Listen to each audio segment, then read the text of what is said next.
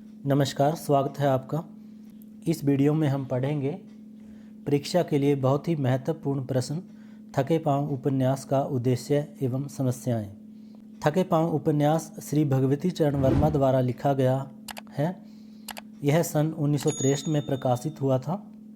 इस उपन्यास में भगवती चरण वर्मा जी ने अपने जीवन में अपने पिता की मृत्यु के बाद जिस तरह की आर्थिक स्थितियां पैदा हुई, आर्थिक तंगी उन्होंने झेली, उन्हीं का यथार्थ चित्रण प्रस्तुत किया गया है। कुछ विद्वान तो यहाँ तक कहते हैं कि इस उपन्यास में बहुत हद तक भगवती चरण वर्मा की अपनी आप बीती कही गई है। यह प्रश्न कई तरह से आ सकता है, जैसे उपन्यास का उद्देश्य स्पष्ट कीजिए, या उपन्यास समाज को क्या संदेश देता है, या इस उपन्यास में कौन सी समस्याओं का चित्रण हुआ है। उपन्यास का उद्देश्य एवं समस्याएं दोनों हम साथ साथ लेकर चलेंगे।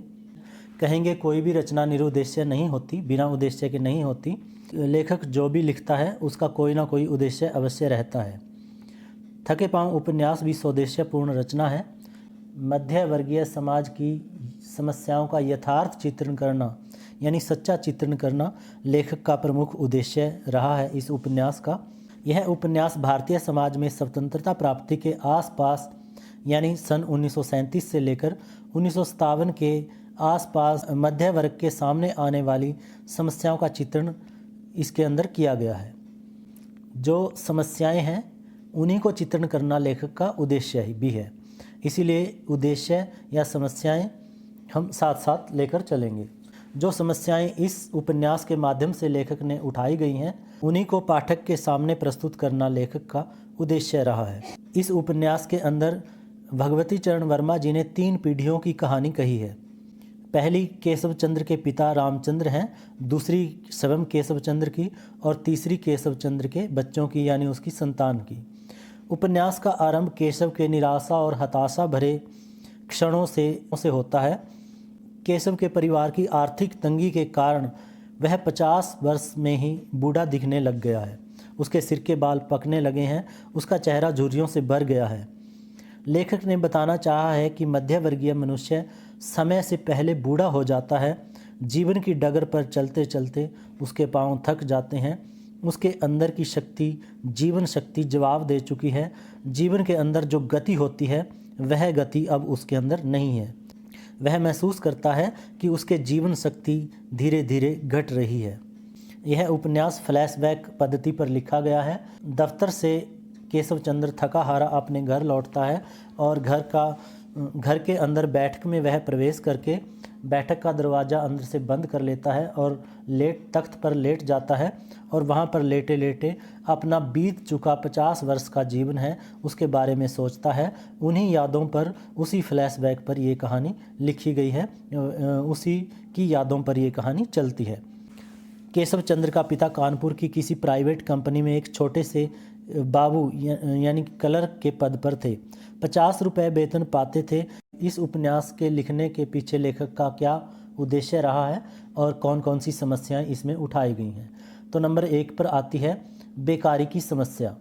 बेकारी की समस्या से भी समाज जूझ रहा है, और आज भी वर्तमान युग में भी यह समस्या बड़ा भयंकर रूप धारण कर चुकी है और करती जा रही है।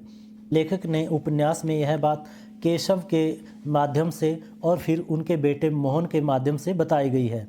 बीए 3rd डिवीज़न में बीए पास करने के बाद केशव को जगह जगह नौकरी के लिए अर्जी देनी पड़ी, लेकिन उसे कहीं भी नौकरी नहीं मिल रही थी।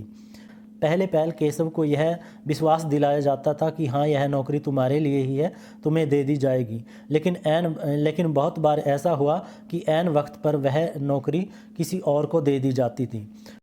भाई भतीजावाद और सिफारसी युग ने सामान्य युवा वर्ग को सड़क पर खड़ा कर दिया है। उन्हें नौकरी की प्राप्ति के लिए दर दर की ठोकरें खानी पड़ती है। पढ़े लिखे युवा भी धक्के खाने के लिए विवश कर दिए गए हैं। केशव के पुत्र मोहन के माध्यम से इस समस्या को उपन्यास में उठाया गया है। केशव को नौकरी प्राप्त करने के लिए बहुत सी दौड़ धूप करनी पड़ी थी।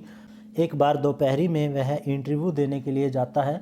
वहाँ पे उसको लू भी लग गई थी। 3 दिन वह बुखार में पड़ा रहा। केशव की तरह ही इसी समस्या का सामना आगे चलकर उनके बेटे मोहन को भी करना पड़ता है। पीसीएस की परीक्षा में उसका चयन नहीं होता, फिर वह एलएलबी करता है, वकालत नहीं चलती, तब वह नौकरी के लिए दौड़ धूप करता है, किसी तरह से उसे नौकरी मिलती है, लेकिन एक बार फिर से वह नौकरी छूट जाती है और फिर से वह बेकारी की समस्या का सामना करता है और किसी तरह से बड़ी मुश्किल से फिर उसे दूसरी नौकरी मिलती है। इस तरह से हम देखते हैं कि समाज में दिनों दिन बढ़ रही बेकारी की समस्या को पाठकों के सामने रखना लेखक का उद्देश्य रहा है और यह एक सामाजिक समस्या भी है जिसको लेखक ने उपन्यास के माध्यम से उठाया है। दूसरा पॉइंट है दहेज की समस्या। वर्तमान समाज में भी हम देखते हैं कि दहेज वह दानव है जो बड़ी से बड़ी गृहस्थी को निगल जाता है। इस उपन्यास में लेखक का प्रमुख उद्देश्य दहेज की समस्या को सामने रखना भी रहा है। जब केशव की बहन सुधा का रिश्ता तय होता है तब दहेज की समस्या बड़े भयंकर रूप में सामने आती है। सुधा का रिश्ता बाबू बांकेलाल के यहाँ फतेहपुर में उनके बेटे गोपीनाथ के साथ तय हुआ था। केशव के पिता रामचंद्र ने उनकी बात स्वीकार कर ली थी, लेकिन दहेज का मामला बड़ा टेढ़ा था। बाबू बांकेलाल 5,000 का दहेज मांगते थे, जबकि रामचंद्र 3,000 का दहेज देना चाहते थे, क्योंकि उनके लड़के केशव को भी 3,000 का दहेज मिला था। अंततः सुधा का रिश्ता 4,000 रुपये दहेज पर तय हो जाता है, लेकिन उसमें से बहुत सारा पैसा ऋण लेकर दिया जाता है। 4,000 के दहेज के कारण भी परिवार को बड़ी आर्थिक तंगी से गुजरना पड़ता है। जिंदगी का बहुत बड़ा हिस्सा उनका इसी ऋण को चुकाने में चला जाता है। दूसरी बार इस उपन्यास में दहेज की समस्या वहाँ सामने आती है जब सुधा माया के रिश्ते के लिए एक इलाहाबाद से डॉक्टर का रिश्ता लेकर आती है। इसके पहले से ही 3 बच्चे हैं। दहेज की समस्या के कारण ही केशव अपनी बेटी का विवाह दुहाजू लड़के से, जो 3 बच्चों का पहले से ही बाप है, उसके साथ करने के लिए विवश होता है और वो राजी हो जाता है। लेकिन वहाँ पर माया इनकार कर देती है और वो कहती है कि मैं जानवर नहीं हूँ जिसके साथ चाहा बांध दिया, या मैं संपत्ति नहीं हूँ जिसे चाहा उसे दे दिया। इस तरह से हम पाते हैं कि उपन्यास में उपन्यासकार ने दहेज की समस्या, जो आज भी वर्तमान युग में भी बहुत सी लड़कियां जिसकी बलि चढ़ जाती हैं, और उसी समस्या को जो आज भी भयंकर रूप धारण कर चुकी है, उसको भी उपन्यास के माध्यम से उठाया गया है। पाठकों के सामने रखना लेखक का उद्देश्य रहा है और ये एक समाज की बहुत बड़ी समस्या भी है। अगला पॉइंट है संयुक्त परिवार टूटने की समस्या। लेखक ने इस उपन्यास में संयुक्त परिवारों को टूटने का चित्रण भी किया है। संयुक्त परिवारों के टूटने को लेखक समाज के लिए हितकर नहीं मानता। रामचंद्र के 4 बच्चे थे। सबसे बड़ा केशव, केशव से छोटा रमेश था। रमेश छोटा अफसर बन जाता है और वह केशव से कतराने लग जाता है, यानी कि परिवार से कट जाता है। वह परिवार से अपना रिश्ता तोड़ लेता है। इसी तरह से छोटा भाई सुरेश था, वह भी अफसर बनना चाहता था लेकिन अफसर बन नहीं सका और क्लर्की वह करना नहीं चाहता था, इसलिए वह नाराज़ होकर मुंबई चला जाता है। बम्बई से वह जब उसके पिता की मृत्यु होती है, उसकी माता का देहांत होता है, तब भी वह नहीं आता है। वह भी एक तरह से अपने समाज से, अपने घर से कट जाता है, रिश्ता तोड़ लेता है।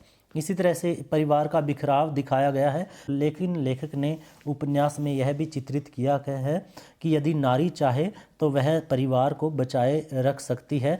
माधुरी और सुशीला के माध्यम से उन्होंने बताया है कि नारी यदि चाहे तो अपनी मर्यादा में रहती हुई इस टूटते हुए संयुक्त परिवार को बचा सकती है। अगला हमारा पॉइंट है रिश्वतखोरी की समस्या। लेखक ने इस उपन्यास में कुछ हद तक रिश्वत की समस्या को भी चित्रित किया है। वर्तमान युग में भी रिश्वत लेना एक आम धारणा बन चुकी है। उपन्यास में भी जब बाबू बांकेलाल अपने पुत्र गोपीनाथ का जिक्र करता है, रिश्ते के लिए आता है, तो वह कहता है कि 40 रुपये महीना उसकी तनख्वाह है और 40-50 रुपये ऊपर की आमदनी हो जाती है। कुल मिलाकर 80-90 रुपये आमदनी हो जाती है।